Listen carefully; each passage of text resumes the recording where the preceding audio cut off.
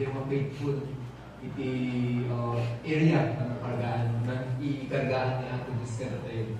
It's always easy to start nung nagbigat na agbalin na consistent nung ma-achieve tayo iti promise ngayon ni Ato Diyos ka tayo.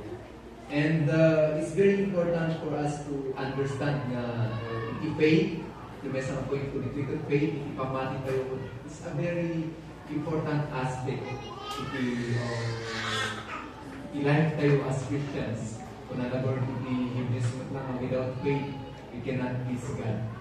Yeah. So, very important iti that faith nga that kung na iti Hebrews 11 verse 1. Now, faith is confidence in what we hope for and assurance about we do not see.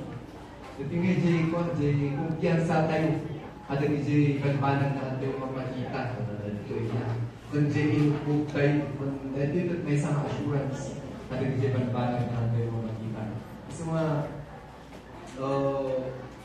kita tayo, basahan tayo in Hebrews 11. Ipakita na dito, the heroes of faith. From Noah, Abraham, in banggit na amin, the heroes of faith tayo, makita tayo piman, handot di instant, nga hindi inayaban na ako, Diyos so dapat handot di instant ngayon nga ako, nga nagbalik na, nagpitas ka lang, gusto na nga, adaka ka lang sa Bicol Tourism. Ang ano niya, makita tayo mga talaga ngayon na, ada iti pressing, ada nga iti, ano mga struggles nga pinagdaranan na tayo, before da nga maala. Original dumahanda na ala. Nung namati ka, iti promise ni Apo Diyos ka days ko na. Kaya na dito, may isang question. Why does faith, discipline, and consistency unlock destiny? Why is it that's vital that God ties your future to your ability to become faithful, to become disciplined, and to become consistent? Apa yung hintay niya Apo Diyos di tanong maday na character or attitude tayo akas na mati iti destiny tayo. Apay kahan nga ili namati tayo, ili nasip tayo o Apo Diyos ko, apay kahan automatic na naawan tayo o sinulot tayo konsulan. Diba?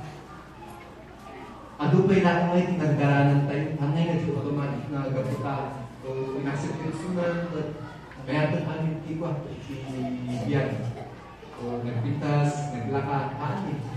Tayo hindi namati tayo, mas rimigan tayo, diba?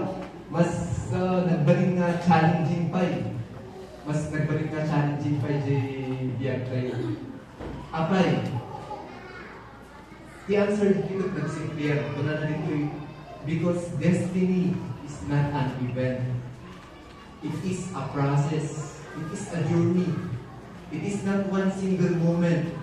It is a journey made up of countless discipline and consistent steps. Ano nga may isang event na. Even na nga, di ba? Ayaw kami maraming competition. Pagkata, 2 months or 11 weeks before the fight. Pagkata nga, Edward, ayaw mo. And then you sign a contract, you send a consula, and then you start preparing. Ang ngayon nga mabalin nga ipagata nga, lumikat kay ayaw mo, apang kami kay ayaw mo. Hanto, bagata pa yung ito schedule mo, and you sign the contract, and then you prepare before the meeting. So, agad pa itong proseso. And a lot of times, agriculturity generation, agriculturity generation na yung instant amin. Diba? Nagising ka, may pumamangan, pagkaman pinapulot na water j o noodles, mabili mo ang kanan. Yeah. Very instant amin kata. Nung nakita ko tayo may instant confidence, instant conflict of like na sometimes may compromise pag-feeling sa tayo. So, ada na yung coast and effect na, diba? Yung dito makita tayo nga, importante ipanagpamati tayo. Importante ipanagpamati tayo when we decide to follow Him, na naraka, but ako tayo, ada di pamati tayo someday, ngayon we can be able to be with Him. Hangay nga di instant, di ba nga, inaccept mo lang sunod ako pa kahit na pinakita sa kanya. No, it's the other way around. It's the other way around. And as I look at the God-Almighty audience, you yourself know about me. Diba? At ano ba yung kapalasan nyo? How you have been able to be tested for Matthew. And the good thing there is you remain disciplined and consistent. Jay, panagtakdol yung Jay pa Matthew Maria. And how much more, di ba? Nung basa-basa ko tayo, Jay, talagang they daduma ko, naragati pa hindi kagudwa, they did not be able to get the reward of the faith that they profess.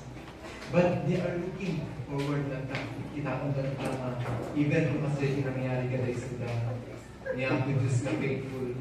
But He said, a perfect time for them to get that crown of life and set niya ako Diyos ka dahil sa okay? Iti, number 2 dito ikot, consistency.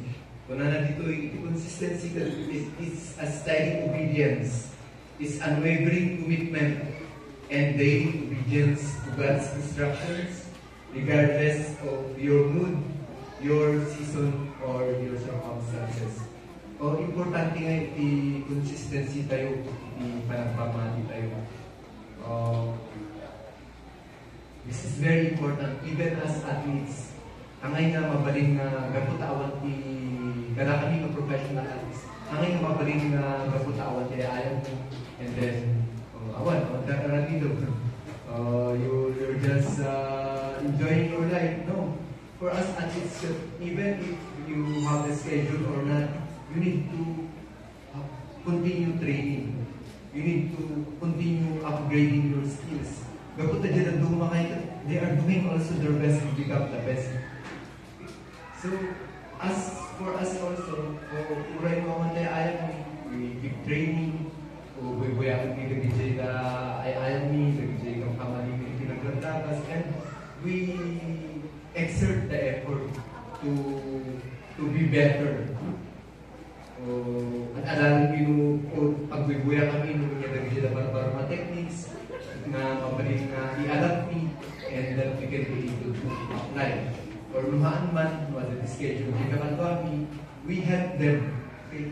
So you join them in the 40 years anniversary kayo. One time mo nagbalik ng consistent. Diba? At dalagay dyan na time na kasama masasad tayo. But we persist. Dapat dapat ang mas importante, aramilan tayo or pamati tayo more than jerik na tayo. Yeah. More than jerik na tayo, masagot tayo, suman tayo mga paano. No, di ba? Kailangan na we keep that attitude of consistency. So congratulations kung ganun sa kalalim because hanga ado nagatado nag-start but they are not consistent. Naglakad ang start from nag-leader ngayon, balik ang consistent. Even as, alat o at least, at yung ubing ang kanalang message, kahit kung magbalik nga kastoy, kahit kung magbalik nga kastoy gawin na sitwasyon mo. But when you give them the chance, after 1 week, narigdadanahan gayang manalaka. Isa naman taong ti ko, isa naman taong ti executor, isa naman taong ti agnipa. But I believe na God is teaching us to be consistent in faith tayo. Okay, and that's very important attitude of a Christian, to be consistent. Diba? Ano nga times nga masubok iti kanagpamati tayo, even siya. Diba? Ano iti abak mo? Ano iti abak mo? But I keep pursuing. Nag-start up as national team Nagbalita ka member of Team Philippines since 2001. Okay? The first kaya ako dyan Malaysia at naabaka. Southeast Asian Games, Malaysia, naabaka. And it did not keep me down. As na kaya, anak ka ng sprinter ng naklaawan. Anahan sa para kanya kulitin nga ako. Sport. No, hanay, hindi na kita ka na kami doon nag-ij kamadwak. Medyo nagpanuntak. Ayun, inakay ko. Inakay gusto kayo na lupak na ipagkita ni Jay Bagyo, no? Agali na po, no? Nung tingkal ka panunod ko agali lang ko medal ko na. Gusto mo inanusap na stay in the Philippine team. Okay? Stay up in the Philippine team for almost 11 years. And on those 11 years, kinasya na 30 ako. Ano na binabayaan niya ako yung stay consistency tayo. Ano nga binabayaan na every competition but maabak tayo lang. But he himself empower us to get medals in the Southeast Asian Games, World Championship. Kasi ano yung advice nung hanap na nagbalik ng consistent on that time na naabak ako. Kasi ano yung manak na yun ako gusto, hanggang para kanyang dito Apa na hindi ang no makaalam the 4-year course and then nagtrabaho ako. No, I persisted. I become dahil dyan pamati kayo nahanap na yung target ng aking gusto for me just to lose in a single moment and then it defines my identity as I am. No, I believe na yung gargana niya ang aesthetic area for me after how many years makatakdura mo tayo isang walay mo for me to be able to share the testimony itinaimbag niya ako sa kanya. And because of that attitude of faith and consistency. Nagbali na ka consistent J. Pauling nga inayag niya ako sa kanya. It's very clear na kung nalang tapiti binasa ni Pastor Rafi Hebrews na adagiti own marriage in Mark niya ako just tunggal may sakad tayo. Diba? That's very clear. Adagiti race itunggal may sakad tayo. And we need to find that. We need to see that. Hana iti own ang perspective tayo. Hana iti perspective tira duman. But iti perspective ni Apo Diyos. And I'm so thankful that even iti 11 years or 12 years ko nagbalik ng Philippine team, hanap na nagbalik ng world champion. But I did not stop. I stayed consistent. Hindi na parang iti professional. It took me again 5 years before becoming a world champion. So in total, kastaman na nag-spend ako iti 16 years from Jay nag-start up before finally becoming a world champion. Yung hanmat na daily ulit, hanmat na daily na ngayaban niya ako sa tayo. It's far more, di ba? Di kahit tayo mamaalam ng ground, ay ito ni Apo Diyos kada tayo on that day. As imbagan ni Paul dito di ba? It's very clear, J. 2 Timothy 4 verse 7 na I have fought the good fight, I have finished the race, I have kept the faith. So, faith and consistency is very important kada tayo manamati. And the third aspect na tayo kumashare dito ito, discipline. Okay? Discipline. Kahit yung mga dugdugod dito, dapat yung discipline. Wala na dito yung discipline is a self-imposed standards towards a higher goal. Bakit dyan nabasa ka na ni Jesus Christ, for the joy set before Him, endure the cross. Nakita na diragsak na amurukuray. But you need to endure suffering, endurance. Kasi mo nang i-atleta. At hindi nga atleta, hanap nga automatic nga apang kakalabas si Jay medal stamp. Ika-stamp Jay urot na kung ito na Jay medal, di ba? Ada yung process nga pagnaam. Ada yung training. Di ba? Ada yung competition. So, you need to walk on those paths before you can be able to get the crown that is waiting. At the ground, you need to do your part. Diba? If you did not win, then probably not your time. But you need to be consistent. You need to be disciplined. Makita tayo iti life ni Joseph kasi suna. Diba? Iti Genesis 39 verse 2 to 23. Makita tayo iti life ni Joseph.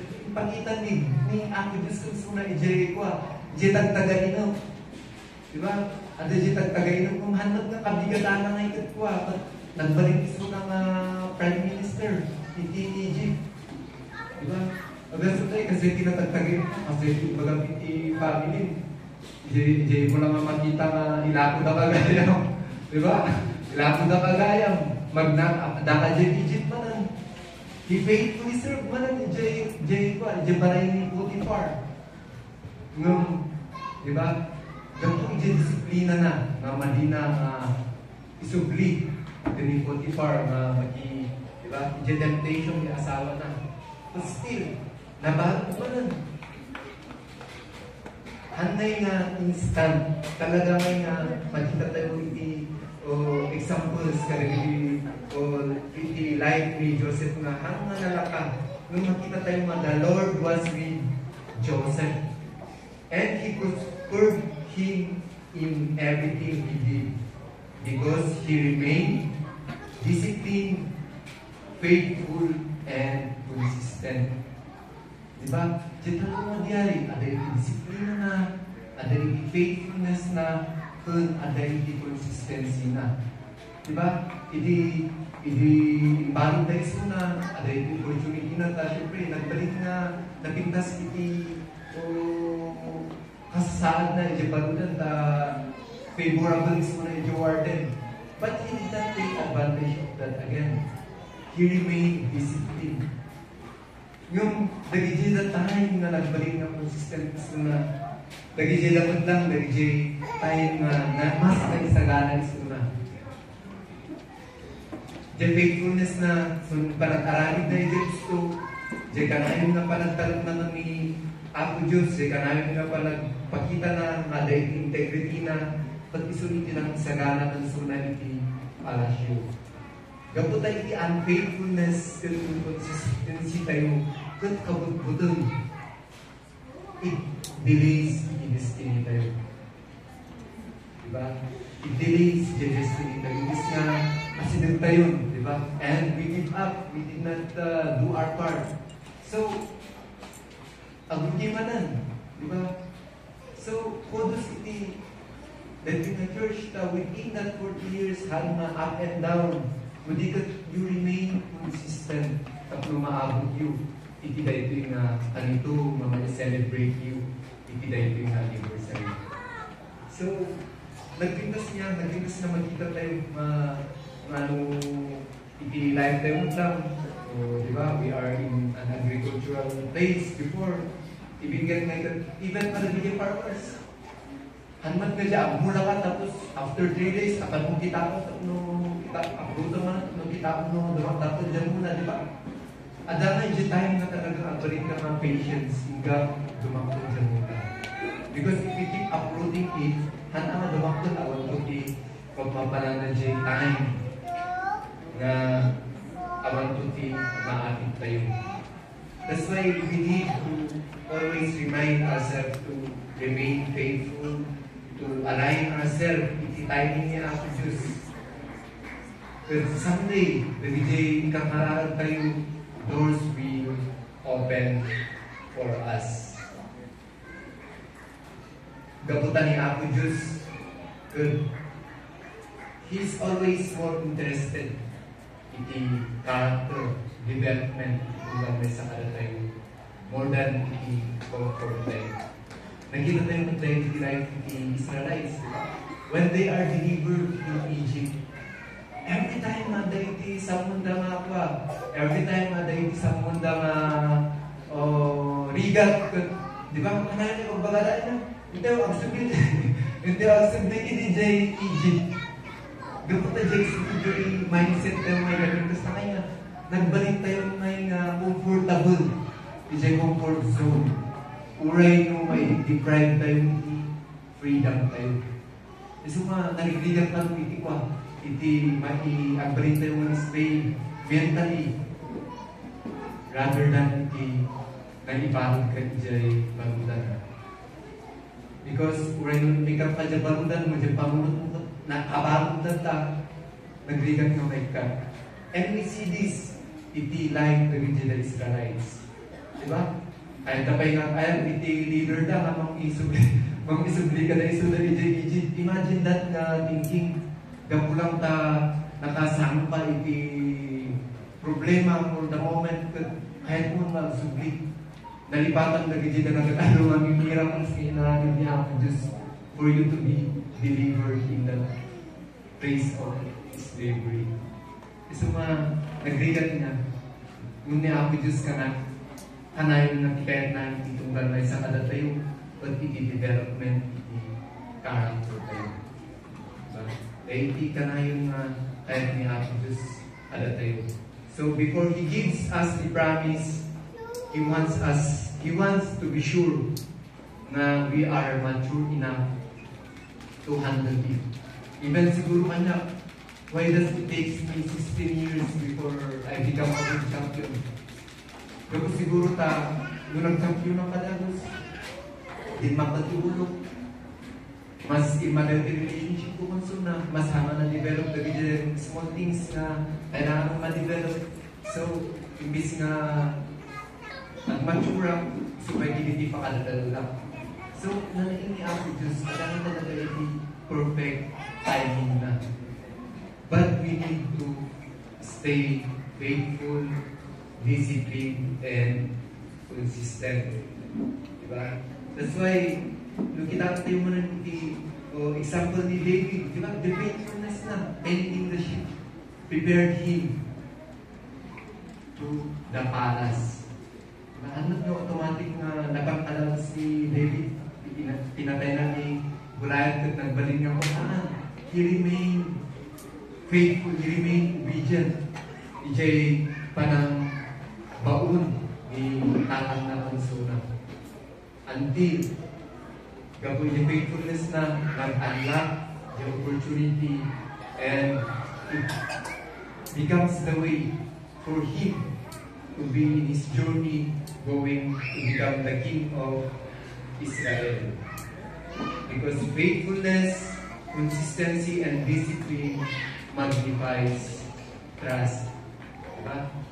That tayo mga parents or that tayo mga gagay yung tinaduma. Diba? When we see discipline and consistency and faithfulness kada yung mga tao, diba? We begin to trust them. Yung makita tayo anayin hangang jajag, magbagada, yung promises na. Ijay attitude na may we begin not to trust them. So, this attitude magnifies trust. How much more kaniya ako Diyos? Kasi kung na in 1 Corinthians 15 verse 58, be steadfast, immovable, always abounding in the work of the Lord. Notice the promise, because your labor is not in vain. Ang gaputa nagbalin nga disiplin tayo, ang gaputa nagbalin nga faithful tayo, consistent tayo, automatic na datakadalos kami datakadalos the reward na. Ngunit yung promise niya ako Diyos, our labor is not in vain. So, that means God sees our consistent prayers, our faithful service, our consistent integrity, and our disciplined habits. And at the right time, He rewards it. Think about your own life. The dream God has shown you are not impossible. They are not too far. They are simply on the other side of faithful and consistent obedience. Diba? Every day, pagbangon tayo. And we make decisions. Should I do what's right? Or should I do things that seems good yung mangaray. It's up to us to decide. Diba? Natero, ilipin na ako natero. Siguro dyan, doon mga tao, nagpatuloy di trabaho yun. And you make the decisions to come and celebrate your 40th-year anniversary. And, syempre, kudos to everyone who came. Because that's a decision to make. Diba? May menti matulog. Minsan, a lot of times, diba? Nagatalo na gijabang banat na mangbuyod. Ijay attention tayo, which seems good. But the question, is it right? Diba? So good and right, we need to differentiate it. Destiny is not unlocked by those who start fast, but by those who stay faithful, consistent, and disciplined.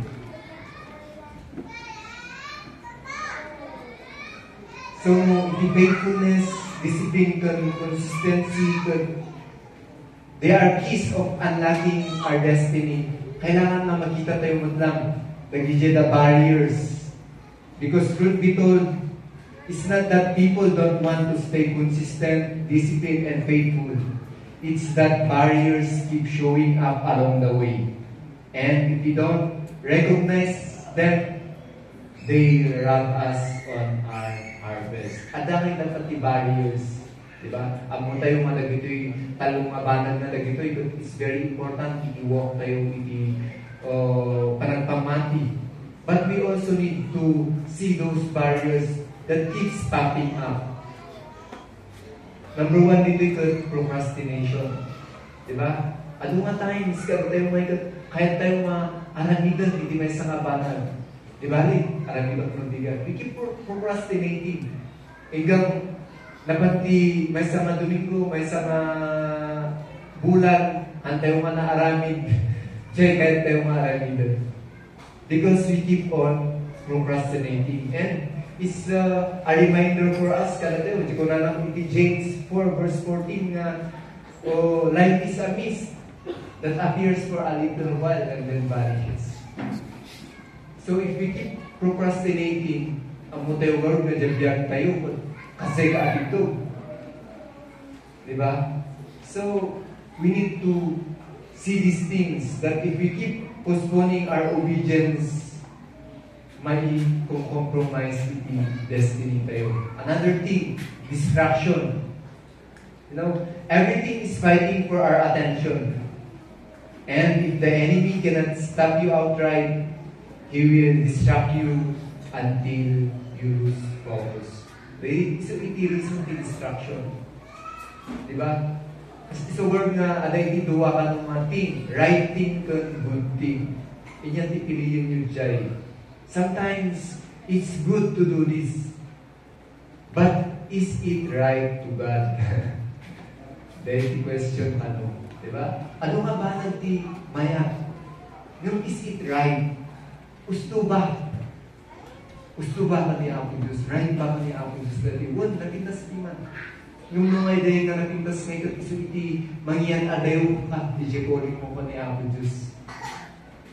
Diba? Hindi nagbalita ng mga atleta. Dati di man di labagan o coach ko kanya hindi kami pelang in Philippines ko na napiman. Edward, agistay ka in Philippine team, 5 years ko na napiman. And then after that, ipadas mo makitaran, jelay mo iti kapatwang ngayon bati ko na napiman. And so, after 5 years, makita pa lang, the same habit nga aramidon da, isulat ta, di ba? Aglaklaki na, totokit, di ba? The same.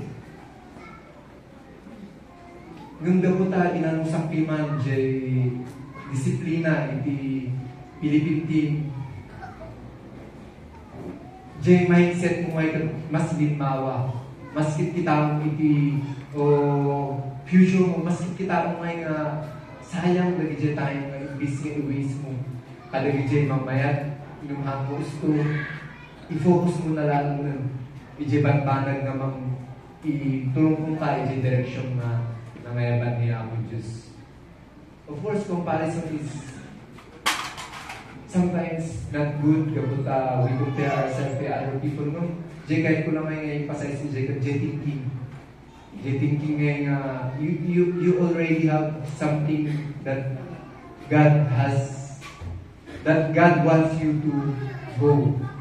And madagajay nakikita siya peso, but you remain stagnant in na area. Number 3, fear of failure. I think another barrier dito eh.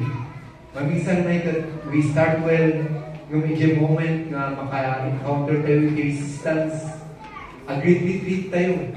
Gabot tama din tayo agkamali. Diba? Fear of failure. Amoy dito eh. Diba? A lot of times, gaboy jabutong tayo agkamali. Ngayon, ilis nga kahit tayo maaramidan iti may sa kabanag. Then, we retreat.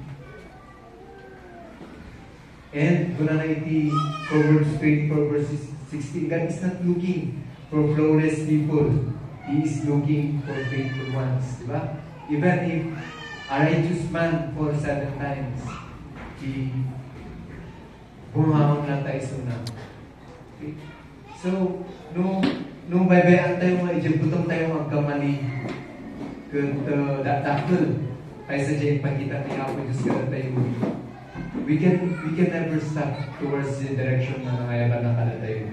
That's why it's important for us to see na dagito yung barriers to distract us in destiny nga nangayaban ni Apo Diyos kada tayo.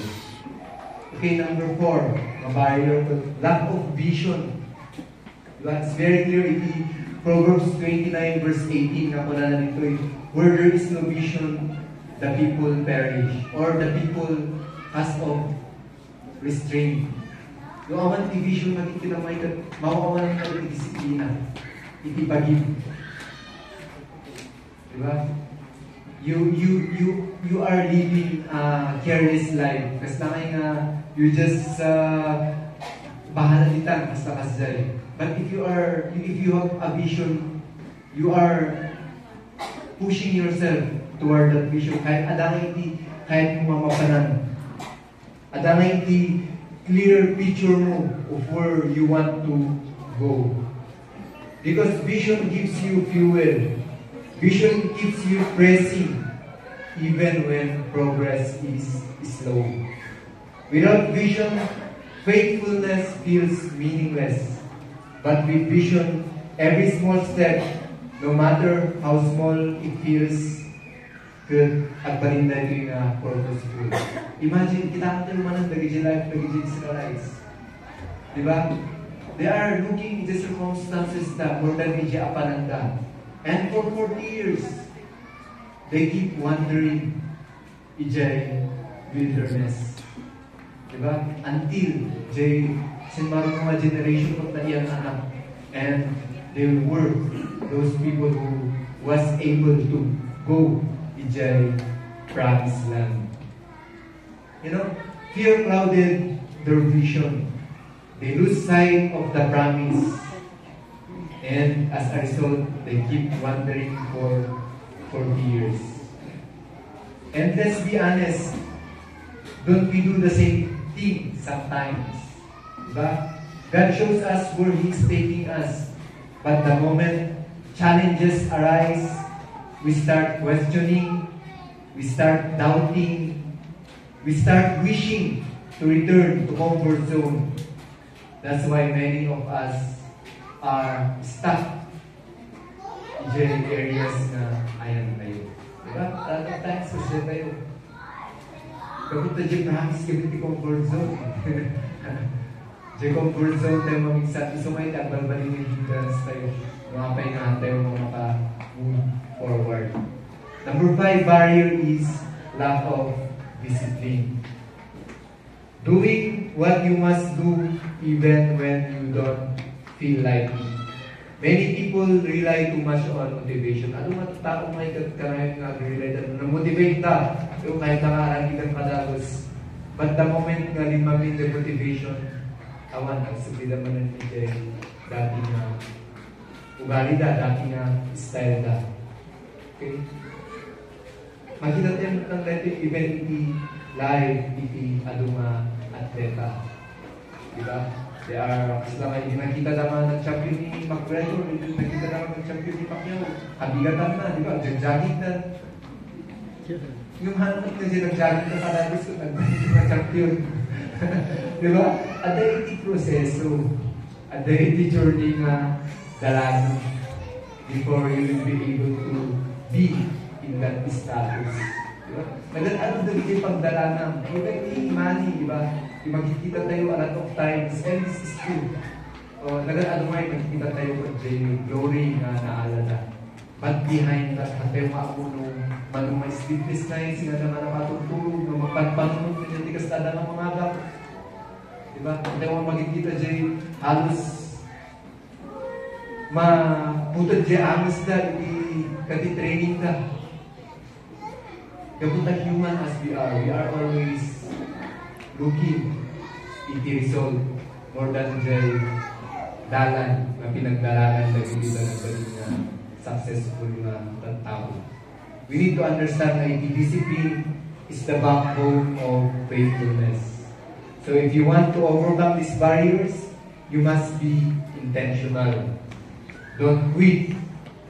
Start where you are. Stay focused.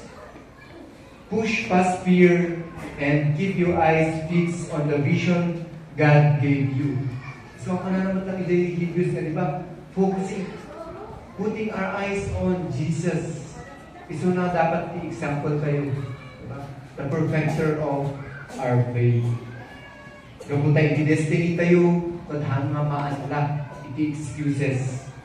It can be unlocked by faithfulness, discipline, and consistency. Okay? That's why it's very important for us to understand nga even dagitoy nga talungabanbanag nga inted ni Happy Diyos for us to have a blueprint to become successful in unlocking our destiny at dapat lang yung obstacles na. But we need to remember nga at dapat lang iti-reward nga ito ni Happy Diyos kada tayo. Diba? Number one dito ay legacy. Imagine ni Abraham, gapo dyan faithfulness na, gapo dyan discipline na, dyan consistency na, could become a blessing kada bigyan na sa marasaro. And even kada tayo, diba? If we remain consistent, if we remain faithful and discipline iti life tayo, nagigiyaan na tayo makikita kada tayo. Diba? If we are leaders, nagigiyang tao nga maimpakan tayo. So, iti legacy tayo, kung iti influence tayo, kung dagito yung banbanan na ito, it always give influence to those people around us. That's why that's the challenge for us as we celebrate the anniversary, the church, three things nga mang-unlock iti destiny tayo, i-faith tayo ni Happy Diyos, iti-disiplina tayo, iti-bagi tayo, iti-consistency tayo, iti-panagpamati tayo. Kung nalagaro iti 1 John 5:4 verse 5, for whatever is born of God overcomes the world, and this is the victory that has overcome the world, our faith. So we should remain iti faith. Ngayon, profess tayo, when we accept Jesus as our Lord and Savior, we need to be consistent. Iti daytang journey nga decide tayo to take. Kaputa, hanman nga nalaka. But we believe na Happy Diyos, handa tayo in-live nga orphans, diba? He give us His Holy Spirit for us to be able to go through the destiny and the race that God has marked to each one of us. Again, happy anniversary.